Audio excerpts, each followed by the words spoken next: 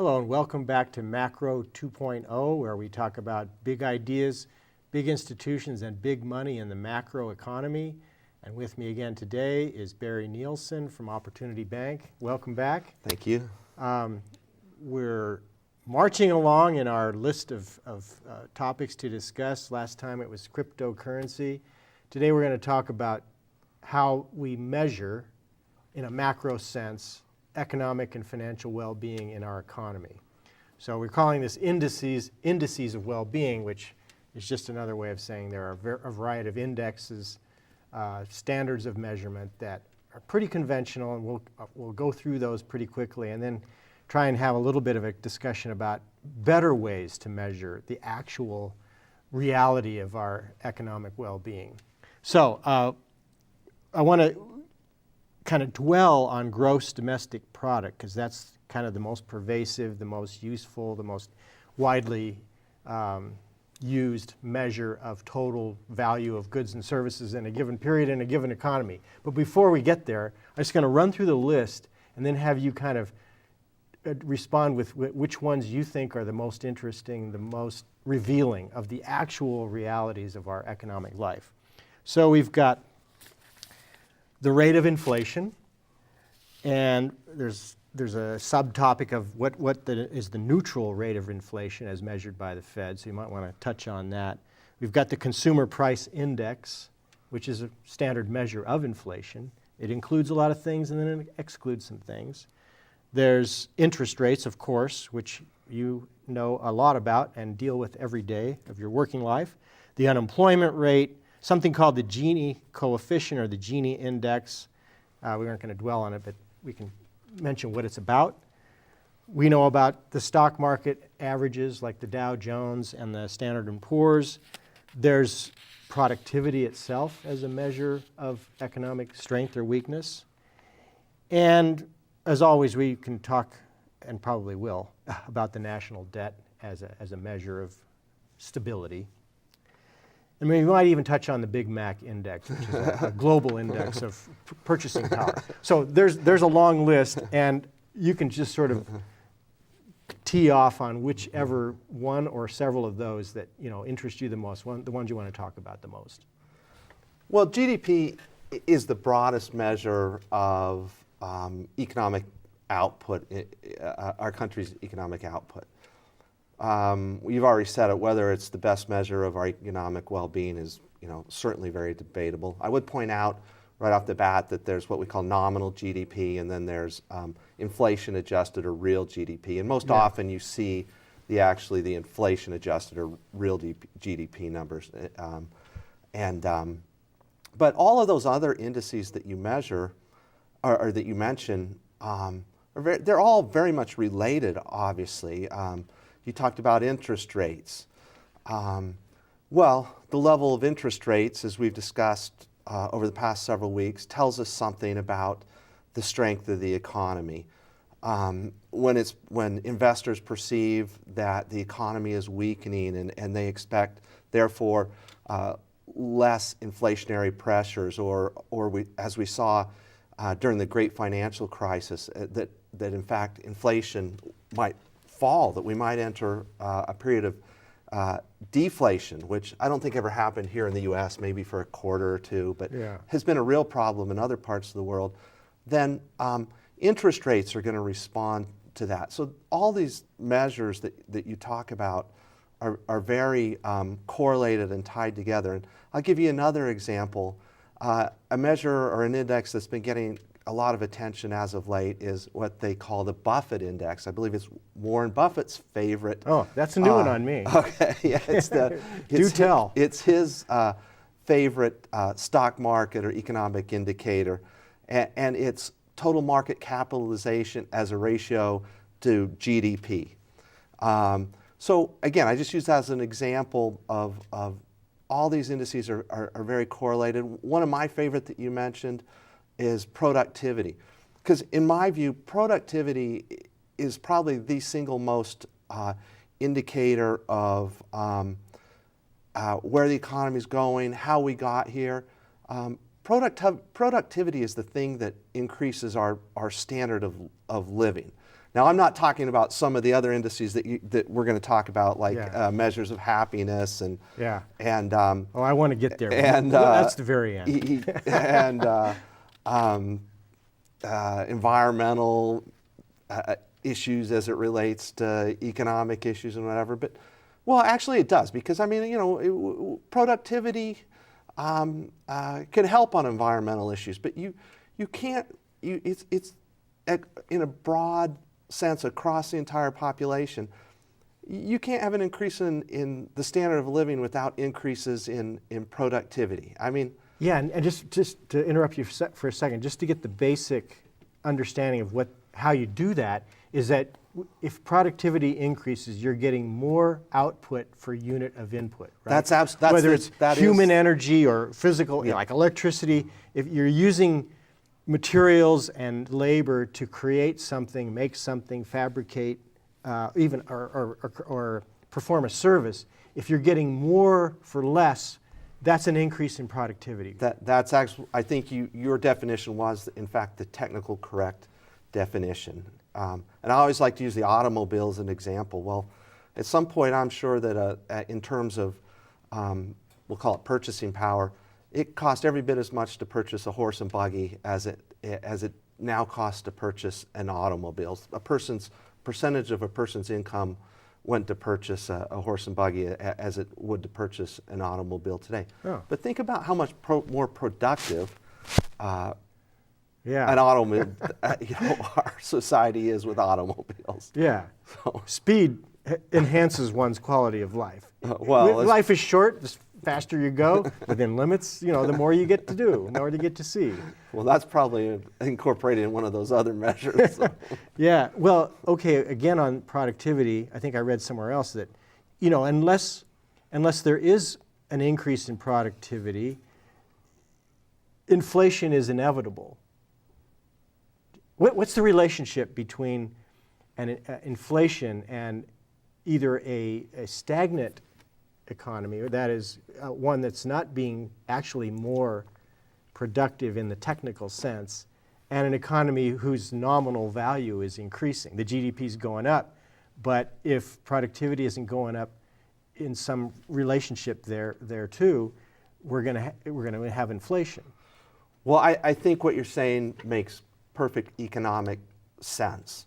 That if you can produce more with less, then prices are not going to rise. Big screen TVs, flat screen TVs, I think is a really good example of that. Clearly, whoever manufactures big screen TVs got very much more productive, and sizes went up, prices fell. But I will mention that it's kind of a mystery in today's economy that productivity for the last several years measures of productivity have been below historical averages. Yet inflation has also remained low. Yeah. And I don't have an answer for that. I mean, we could talk, I have some theories, they're beyond our available time here. But I don't know that anybody has an answer for that. That's kind of a mystery in our current economic environment. Yeah, I think there's general expectation that inflation should have taken off some time ago, and we'd be wrestling with it now. And in contrast, the Federal Reserve Bank, by raising rates very slowly, there's reasons we've talked about why they're doing that now.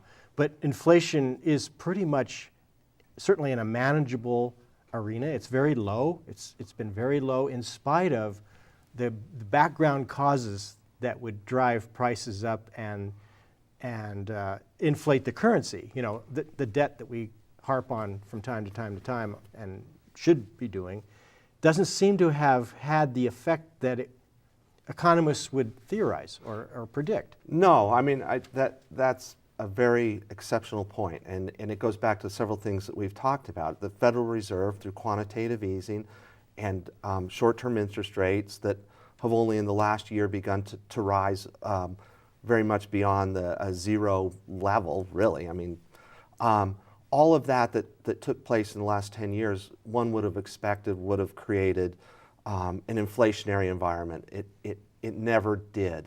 And part of that equation is what we call, not to get too technical here, but the velocity of money.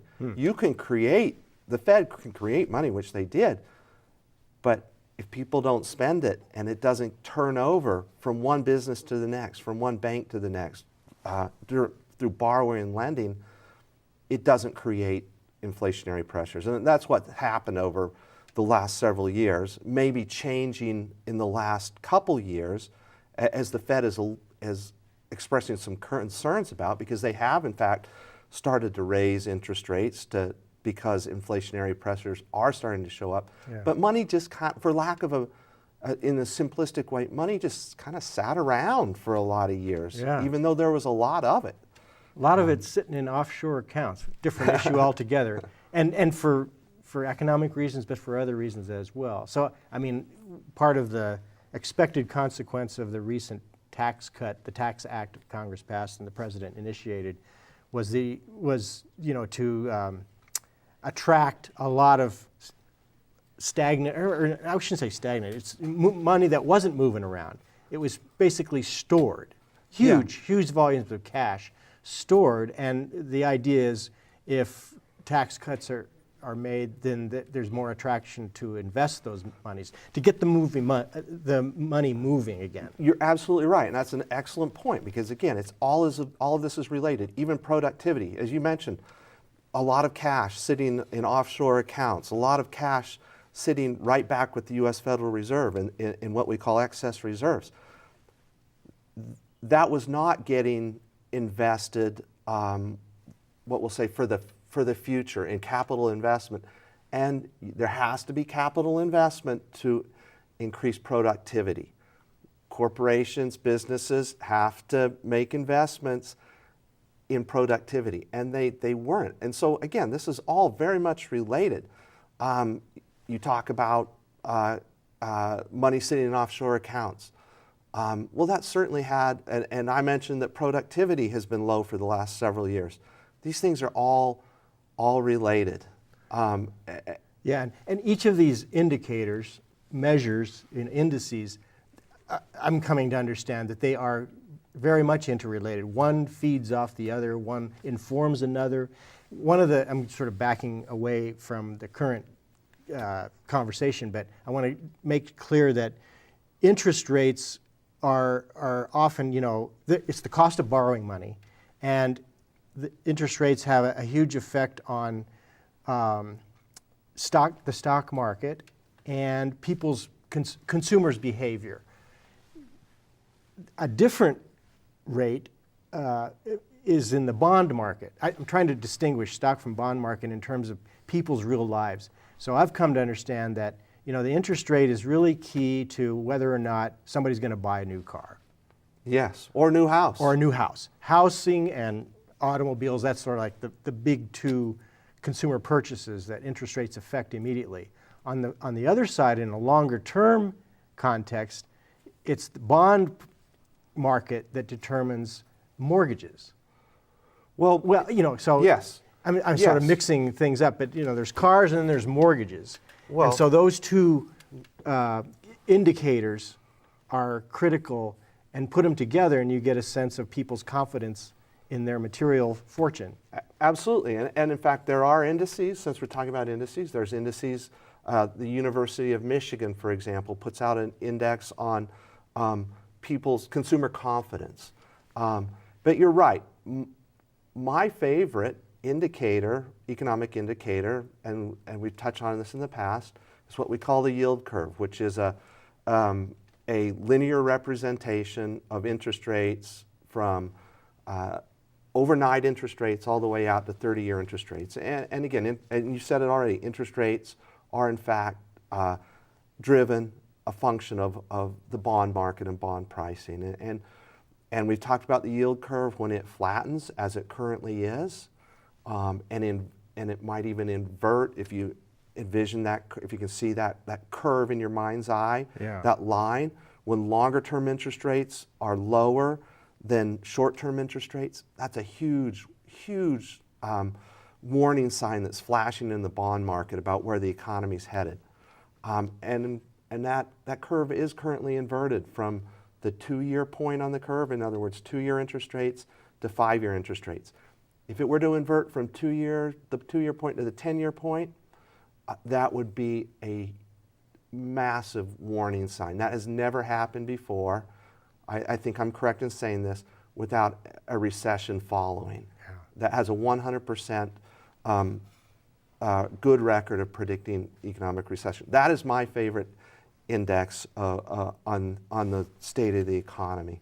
Yeah. So as we sit here, as usual, things look pretty good on the surface, but there are deeper indications that are measurable. These are reliable indications of our financial and economic well-being. There are some flashing lights going, this isn't going to last forever. Recessions happen inevitably, just the way capitalism works. And one or several of these indices are indicating, watch out, there's trouble ahead. Yeah, even the stock market over the last couple months, and particularly over the last week, is throwing up all kinds of warning signs. Yeah. Now, I just want to say one thing. I mean, there's business cycles, and capitalism is prone to bubbles. It's happened throughout history. We've talked about those, the tulip bubble, et cetera. And then there's the acceleration of those cycles, or kicking the can down the road, and then the inevitable happens, and that's where monetary policy from the Federal Reserve comes into play, fiscal policy coming out of Congress and the presidency comes into play, and you can only kick the can down the road so far, and then something rattles. That's right. Yeah.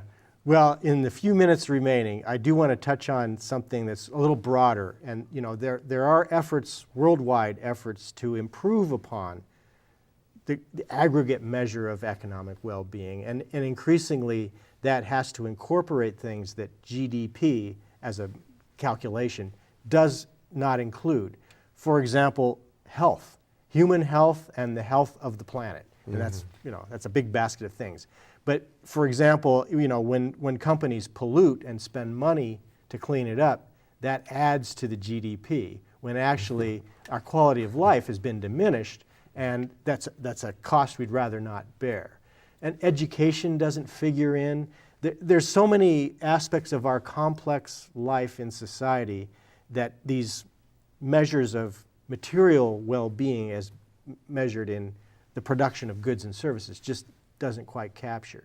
So there's a lot of effort being made to improve upon that. No one's ready to throw GDP out the door, but people do want to make it more sophisticated and more inclusive of things that really do matter to people. And I think, not to get onto a wholly different subject, but climate change as a challenge worldwide is sort of the biggest glaring example of, the stock market may be ticking along, and the yield curve may go back the right way, and the recession may be avoided. But if climate change is happening as rapidly as it seems to be, and it's controversial, then somehow we've missed our opportunity to create indicators or pay attention to indicators. So all of that is said, it's our sustainability. It needs to be factored into our gross measure of our well-being. Yeah, I agree 100%. I mean, GDP doesn't capture everything, and there's not one indicator out there that does. But I want to go back to productivity, because capital investment, an environment which promotes capital investment, which increases productivity, I think productivity in the long term, 100 years from now, 200 years from now, has the answer to a lot of those issues that you just brought up on world health, on climate change. Somebody at some point is going to invent an alternative source of energy that makes leaps and bounds in terms of productivity. So I go back to that as being a hugely important indicator, speaking just in strict economic terms and measures. That Yeah. we increase our productivity, then I think it solves a lot of the issues that you bring up, which are hugely important issues, obviously. Yeah, I'm not going to argue with that. In a sense, you've given us a good sense of which indicators are more inclusive, perhaps more forward-looking, than others, and productivity is just one of those. And it doesn't conflict with the last one I want to throw on the table before our time is really up, and that is, some people have heard of a gross national happiness. It's an index of well-being that does include cultural, even spiritual values. It was invented by the king of Bhutan in the 1970s, and it's gradually becoming more and more incorporated into the United Nations measures of this and that. Now, measuring happiness at the individual level is one thing. At the collective level, it's another. So no one can say that this is the definitive measure, that we're looking for. Happiness is a subjective thing.